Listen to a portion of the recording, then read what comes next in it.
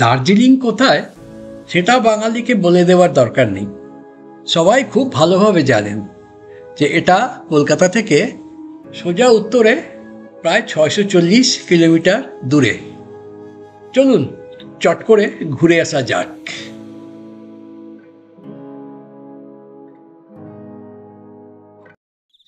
চা বাগানের মধ্যে দিয়ে এই খাড়া রাস্তা ওঠাটা আমাদের ভুল এবং বিপজ্জনক সিদ্ধান্ত ছিল। মিতমা থেকে কোয়েলি হোমস্টে যাওয়ার জন্য আমরা এই খাড়া রাস্তা ধরেছিলাম। মাটি ভেজা থাকলে পিছলে পড়ে গিয়ে খুব বড় অ্যাক্সিডেন্ট হতে পারত, আর আমাদের বয়সের জন্য সেটা খুবই রিস্কি ছিল। এটা আমাদের দার্জিলিং ভ্রমণের অংশ। আমরা এসে উঠেছি টাকভার টি এস্টেটে, মিটমা হোমস্টেতে। ওই যে পতাকাওয়ালা বাড়ি, তার পাশেই মিটমা হোমস্টে। এটা কোয়েলি হোমস্টে। এটা দিবেশজি, যিনি মিটমার মালিক, তার ভাইপো চালায়।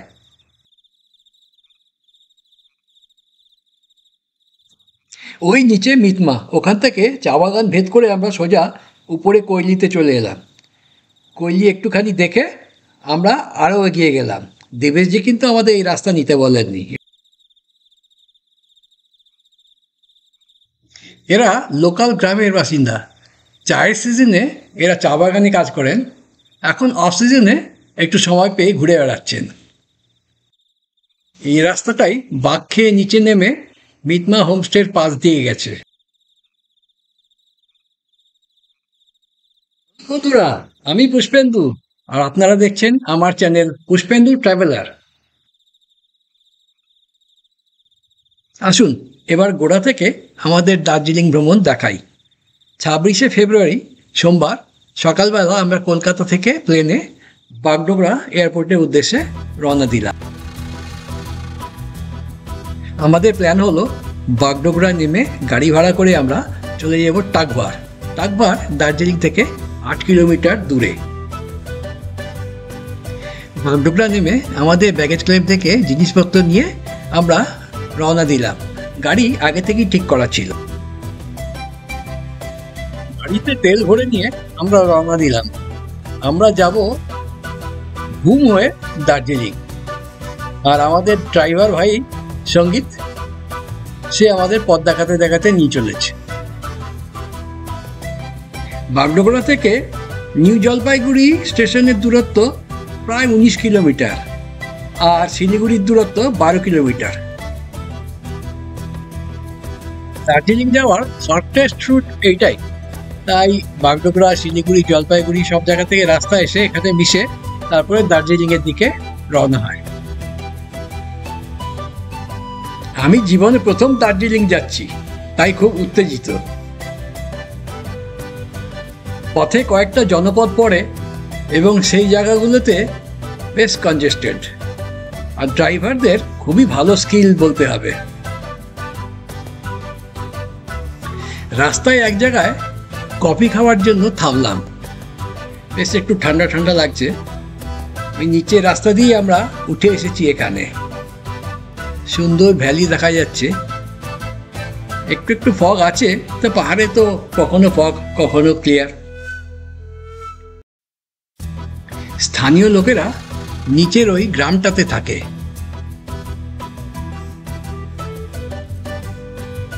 কফি খেয়ে বাইরে বেরিয়ে এলাম। সামনেই উল্টো দিকে আরেকটা রেস্টুরেন্ট। ওপরের ওই রাস্তা দিয়েই আমরা দার্জিলিং যাব। আর আরো দূরে কিছু বাড়িঘর দেখা যাচ্ছে পাহাড়ে, বোধহয় কার্সিয়াং। এই রাস্তায় কোথাও কোথাও বাঁকগুলো বেশ sharp.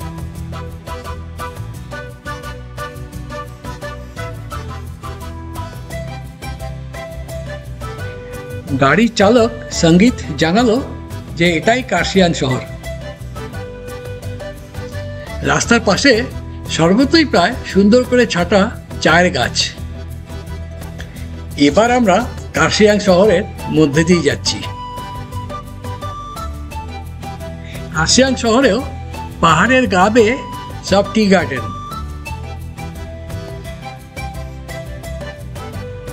Darjeeling new Jalpaiguri mountain রেলের কার্শিয়াং রেল স্টেশন সামনেই আসছে।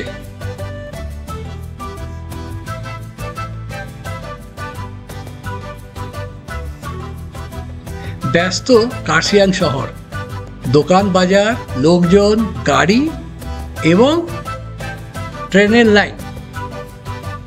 টয় ট্রেন একদম শহরের মধ্যে দিয়ে যায় এবং লোকেরা তাতেই অভ্যস্ত। তারা সবাই ট্রেন যখন আসে সুন্দর সরে গিয়ে জায়গা করে দেয়।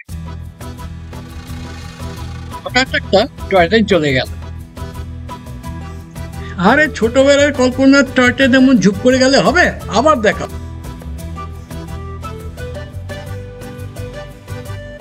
টয় ট্রেনের লাইন আমাদের সাথেই চলেছে। হঠাৎ করে কুয়াশা নেমে এলো। কার্শিয়াং পার করেই এলো আরেকটা জনপদ, সোনাদান। এখানেও অনেক লোক থাকেন। Darjeeling rail station. আজ আমরা দার্জিলিংয়ে থামবো না, আরো 8 কিলোমিটার দূরে টাকভারে গিয়ে রাত কাটাবো। মূল স্টেশনের সামনে দিয়ে মিরিকের রাস্তা আলাদা হয়ে গেল। দার্জিলিং শহর কিন্তু এখনো আসেনি, আমরা এগিয়ে চলেছি।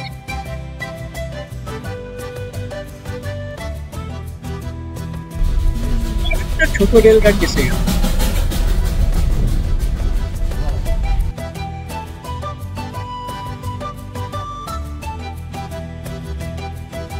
দার্জিলিং প্রায় এসে গেছি আমরা। এবার আসছে বাতাসিয়া লুপ। এটা বাইরের দিক থেকে দেখতে কেমন লাগে দেখুন, ভেতর দিক থেকে কেমন লাগে সেটা পরে দেখাবো। দেশের সঙ্গে তুলনা করার মানে হয় না। আমার দার্জিলিং এইরকমই সুন্দর।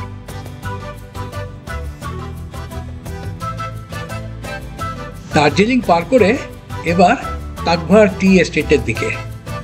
রাস্তা খুবই খারাপ, এবড়ো খেবড়ো, সব গাড়ি খুবই আস্তে আস্তে চলছে। কোথাও কোথাও এক চিলতে ভালো রাস্তা বেরোচ্ছে, তারপর আবার যেকে সেই। এই রাস্তা কবে এরা মেনটেন করবে বা সংস্কার করবে কে জানে। টাকভারের কাছে এসে ছবিটা পাল্টে গেল। পাহাড়ের ঢাল বেয়ে সুন্দর চায়ের বাগান, পাহাড়ের কোলে চারিদিকে ছোট ছোট গ্রাম এবং সবার পিছনে সুবিশাল হিমালয়। অবশেষে আমরা টাকভার টি এস্টেটে মিটমা হোমস্টেতে পৌঁছালাম। আমাদের রিজার্ভেশন আগেই করা ছিল, তো ওনার দিবেশজি আমাদেরকে রিসিভ করেছিলেন এবং তারপরে জিনিসপত্র ঘরে থেকে আমি একটু ঘুরে দেখলাম। ছাতার ওপাশে দেখলে নিচের দিকে সুন্দর ভ্যালি, কয়েকটা গ্রাম দেখা যায়, একটা ফ্যাক্টরি আছে। এছাড়া আরো দূরে আছে কাঞ্চনজঙ্ঘা। তবে এখন কুয়াশা, কিছুই দেখা যাচ্ছে না। আকাশ পরিষ্কার থাকলে এই চেয়ারগুলোতে বসে সুন্দর কাঞ্চনজঙ্ঘা দেখা যায় সামনে ওই দিক।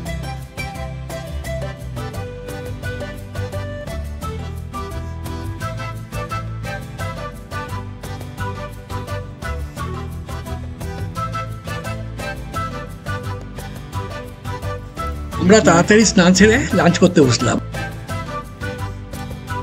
মুড়ির চাটনি, ডাল, ব্রোকলি, চিকেন, উচ্ছে ভাজা, পাঁপড়, স্যালাড।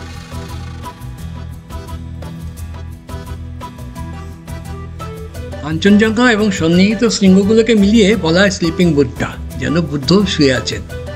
এই স্লিপিং বুদ্ধার নাভিতেই দেখতে গেলে কাঞ্চনজঙ্ঘা শৃঙ্গ। এবার ঘরটা দেখাই। চারিদিকে কাচের জানলা, সুন্দর পর্দা দিয়ে ঢাকা, ছিমছাম পরিষ্কার পরিচ্ছন্ন করে সাজানো ঘর। ঘরের সঙ্গে লাগোয়া ছোট একটা বাথরুম আছে। বাথরুমটা ছোট কিন্তু পরিষ্কার পরিচ্ছন্ন। ঘর থেকে বেরিয়ে পাশে আরেকটা দরজা বন্ধ, ওখানে আরেকটা সিমিলার ঘর। তার পাশে যে সিঁড়ি দেখছেন, এটা অ্যাটিকে উঠে গেছে। এই সুন্দর করে সাজানো ঘর দেখছেন, এই পাশে এখানে খাবার জায়গা, ওইটা দরজা খুলে বেরোলে বাইরের ব্যালকনি। এবার অ্যাটিকটা দেখাই। ওই সিঁড়ি দিয়ে উপরে উঠে গেলে একটা অ্যাটিক আছে, সেখানে 6 জন থাকতে পারে। বেড পেতে। এই যে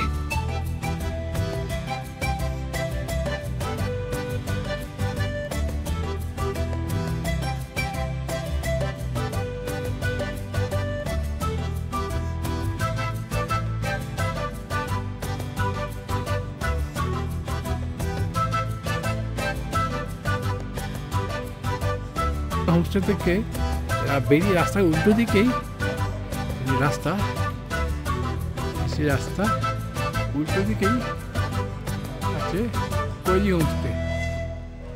এটা ওনার ভাইপো ওন করে আর মিটমা দিবেশজি ওন করেন। রাস্তার পাশ দিয়েই চা বাগান। কিছুদিন আগেই পাতা ছেটে ফেলা হয়েছে ওপর থেকে, এখন নতুন কুড়ি বেরোচ্ছে। এই যে পাতা হবে তার থেকে যে চা পাতা তৈরি হবে সেটা ফার্স্ট ক্লাস, এবং সত্যিকার ভালো জাতের দার্জিলিং গাছের চা পাতা থেকে যে ফার্স্ট ক্লাস চা তৈরি হয় সেটা খুবই সুস্বাদু হয়। এখানে কাঠভয়ের স্থানীয় লোকেরা শিব দুর্গার মন্দির তৈরি করছেন। দূরে পাহাড়ের গায়ে ওটা দার্জিলিং শহর।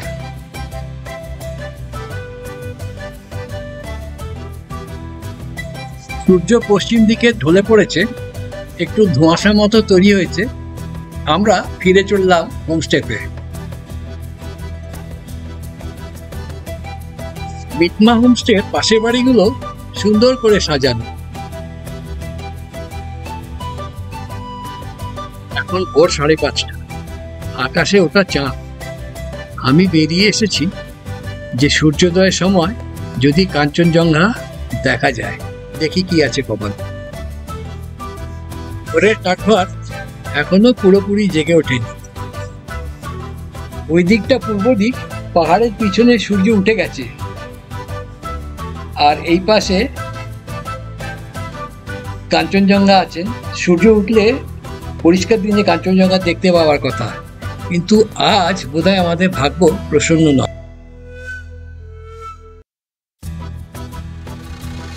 এমনিতে জায়গাটা খুব সুন্দর। এখান থেকে সামনে তাকালেই দেখা যায় নিচে ভ্যালি, তাতে একটা চায়ের ফ্যাক্টরি আছে, বেশ কিছু গ্রাম আছে ছড়িয়ে ছিটিয়ে। তার ওপাশে রঙ্গিত নামে একটা নদী আছে। সব মিলিয়ে বেশ সুন্দর।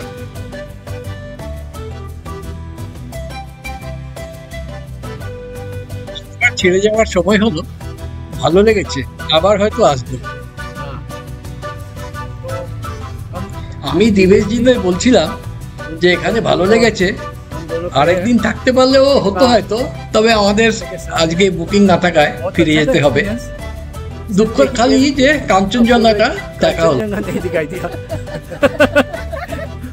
বাকি বহুত আচ্ছা এক্সপেরিয়েন্স था। এবারের মতো কাঠঘর থাকা শেষ। এখন আমরা যাচ্ছি দার্জিলিং এ কয়েকটা জায়গা দেখে। আজ রাতটা দার্জিলিং এই থাকবো। আজ আমাদের গাড়ির ড্রাইভার আলাদা, তার সঙ্গে গল্প করতে করতে যাচ্ছি না। এখন যাচ্ছি আমরা পিস প্যাগোডা এবং বৌদ্ধ স্তূপ দেখতে। लालकुटी नाम से तो मूवी आया था। हाँ, वो लालकुटी तनुजा, रंजीत मल्लिक और আমরা পিস প্যাগোডা পৌঁছে গেছি। আমরা দাঁড়িয়ে আছি বুদ্ধিস্ট টেম্পলের সামনে, পিছনে বুদ্ধিস্ট টেম্পল।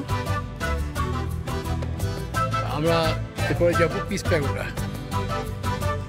এই দেখুন উল্টো দিকে, এই হচ্ছে পিস প্যাগোডা, ওখানে যাচ্ছি। এখানে হচ্ছে বুদ্ধিস্ট টেম্পল। বুদ্ধিস্ট টেম্পলে ঢুকতেই ভগবান বুদ্ধের স্ট্যাচু।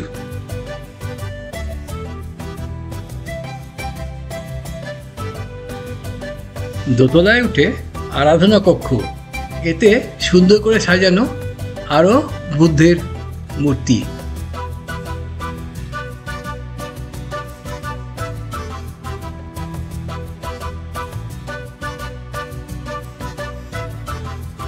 এরপর চললাম পিস প্যাগোডা দেখতে। ছুটির দিন, বহু লোকজন দেখতে এসেছেন, সবাই টুরিস্ট।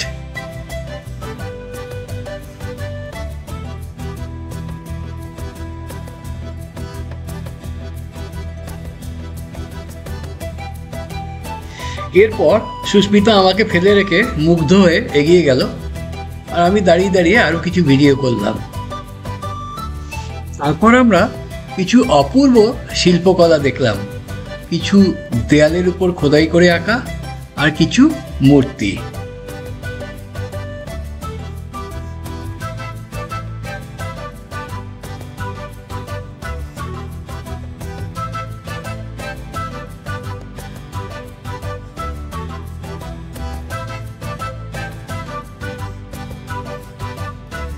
এবার পিস প্যাগোডার উপর থেকে দার্জিলিংকে কেমন দেখায় সেটা মুগ্ধ হয়ে দেখতে লাগলাম।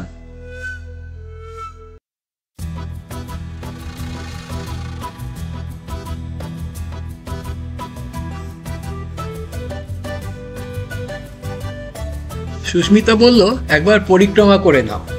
তা পরিক্রমা করতে করতেই দেখলাম চারপাশটা কি সুন্দর করে সাজানো। এই গাছটায় খুব সুন্দর ফুল ফুটে আছে।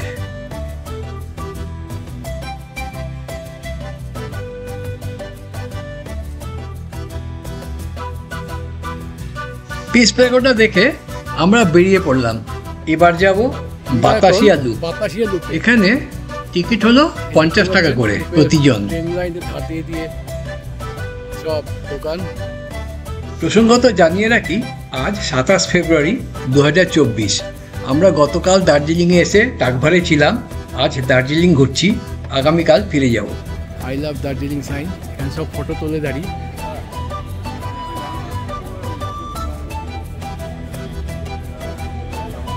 দূরে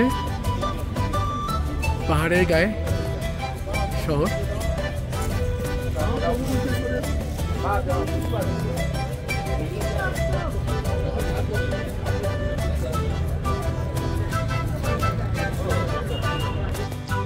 বাঁদিকে রাস্তাটা উপরে মহাকাল মন্দিরে গেছে, আর ডান দিকে নিচে যে বাজারটা দেখছেন এটার নাম মহাকাল মার্কেট।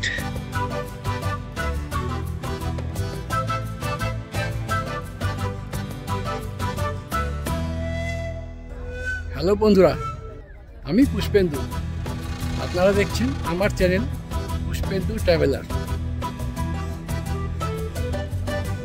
বাতাসিয়া লুপ থেকে দার্জিলিং শহর অদ্ভুত সুন্দর লাগছে।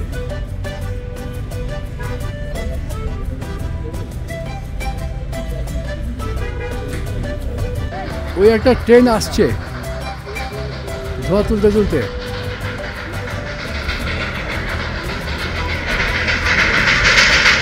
এই যে আসছে ধোঁয়া তুলতে তুলতে, এটাই লুপ দিয়ে যাবে।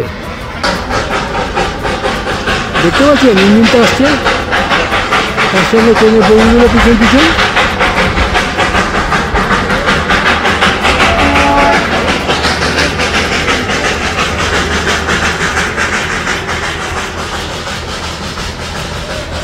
এটা জলপাইগুড়ির দিক থেকে এসে দার্জিলিংয়ে যাচ্ছে, এবার এখান থেকে বেরোবে।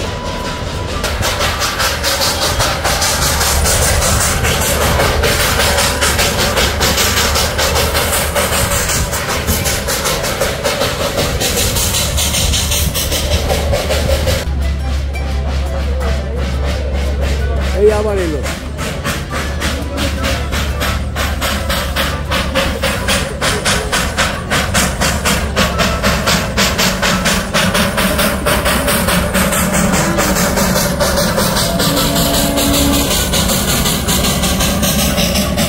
এটা টুরিস্ট স্পেশাল মনে হচ্ছে, কোনো মালপত্র নেই কারণ।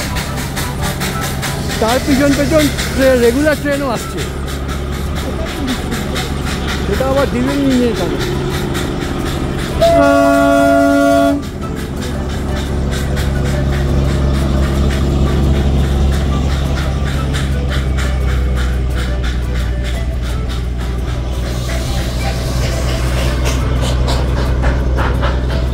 এই সেই বিখ্যাত বাতাসিয়া লুপ, আমরা যা ছবি দেখি।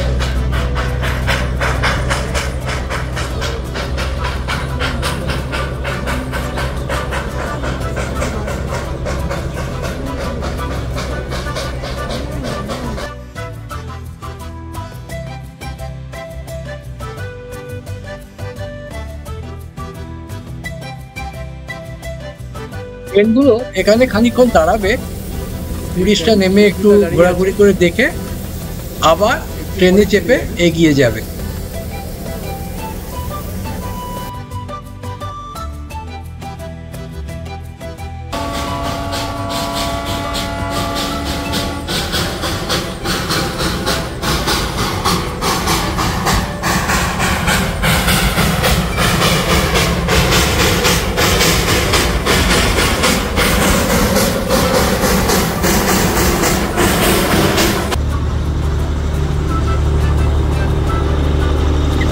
সামনে আমার মোটর তোলার পালা।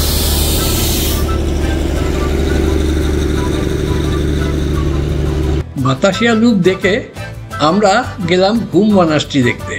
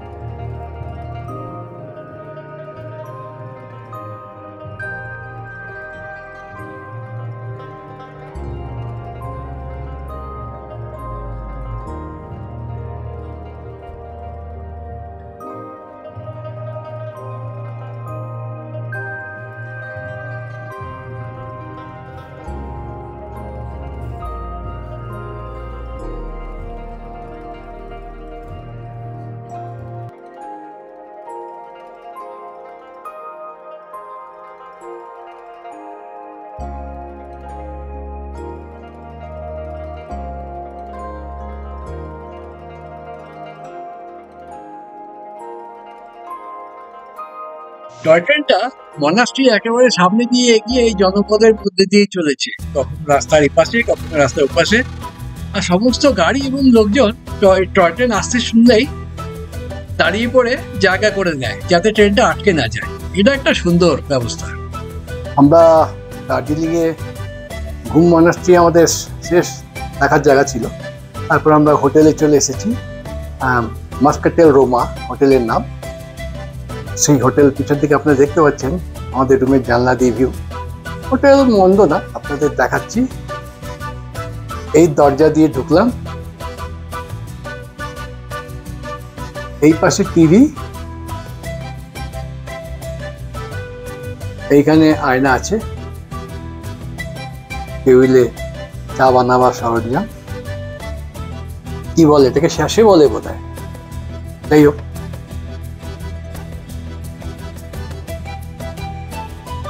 এই পাশ দিয়ে দরজাটি ঢুকে যদি বাঁদিকে আসি, এই হচ্ছে আমাদের বিছানা, ডবল বেড। রুমে বললে পরে হিটার দেবে, কিন্তু হয়তো আমাদের লাগবে না, আমাদের ঠান্ডায় অভ্যস্ত আমরা অনেক। এখানে বিছানাটা হিট করা যায়, গরম করা যায়, এটা একটা মজার ব্যাপার, এটা আমরা এনজয় করবো আজকে। পাশে একটা ওয়ার্ডরোব আছে, তার পাশ দিয়ে আবার সেই জানলা। একটু বিশ্রাম করে বেরিয়ে পড়লাম। এবার আমরা যাব মল বা ম্যাল দেখতে এবং কিছু খাওয়া দাওয়া করতে। আমার আবার সব জায়গায় গেলেই কিছু সুভেনির কেনার বাতিক আছে, আর সুস্মিতার একেবারেই কিছু কেনার বাতিক নেই। তো যাই হোক, এই করে ব্যালেন্স হয়। তো কিছু কিনলাম, তারপরে ইতস্তত মলে ঘুরে বেড়ালাম।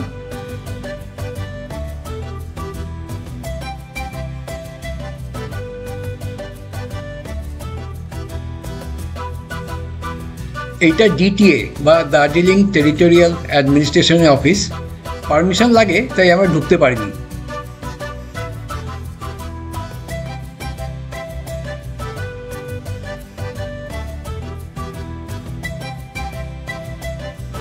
বাঁদিকের রাস্তাটা উপরে উঠে মহাকাল মন্দিরে গেছে, আর নিচে ডান দিকে মহাকাল মার্কেট। দার্জিলিংয়ে গেলে গ্লেনারিসের বেকারিতে তো যেতেই হবে। এই নিলাম চিকেন প্যাটি, তার সঙ্গে কেক, বিস্কিট, ক্রিম রোল। এগুলো নিয়ে যাচ্ছি, পরে খাবো। মলের একটা রাস্তা থেকে নিচের দিকে গলতা নেমে গেছে এবং সেখানেও অনেক দোকান আছে। ফাইনালি কুঙ্গা রেস্টুরেন্ট, এখানে আমরা ডিনার করব। যথারীতি ভেতরে ভিড়, আমরা বাইরে অপেক্ষা করছি। কুঙ্গাতে আমরা অর্ডার দিয়েছি চিকেন অ্যান্ড পক thukpa and chicken steam momo. খাওয়া দাওয়া করে হোটেলে ফিরে আমরা শুয়ে পড়লাম। পরদিন ভোরবেলাতেই আমাদের ফেরার প্লেন। আবার বাগডোগরা এয়ারপোর্ট, ইন্ডিগো প্লেনটা আসছে, ওতেই আমরা ফিরব। দার্জিলিং থাকতে কাঞ্চন স্যার আমাদের দেখা দেননি, কিন্তু প্লেন থেকে উনি একটু দেখা দিলেন। যাক, এই নিয়েই সন্তুষ্ট থাকি। আমার এবারের দার্জিলিংয়ের গল্প এখানেই শেষ। ভিডিওটা পোস্ট করতে দেরি হলো, তাই ক্ষমা চাচ্ছি।